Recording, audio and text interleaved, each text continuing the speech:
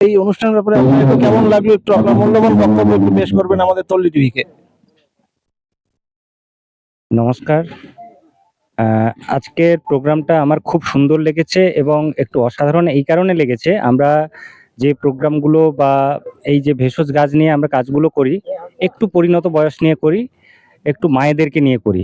কিন্তু আজকের যাদেরকে নিয়ে করেছি, যারা ভবিষ্যৎ প্রজন্ম, তারা গাছ, ভেষজ গাছ কিভাবে ব্যবহার করা যাবে, কিভাবে উপকার পাবে, সেই সমস্ত জিনিসগুলো প্রত্যক্ষভাবে জানতে পারলো এবং সেটা ভবিষ্যতে তারা কিভাবে এটাকে রক্ষা করবে, তাদের সেই তাগিদটা কিন্তু আমরা আজকে তৈরি করতে পারলাম।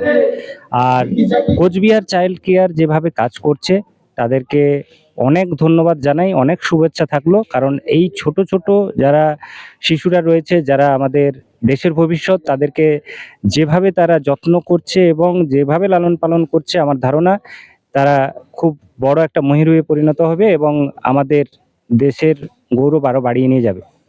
ধন্যবাদ।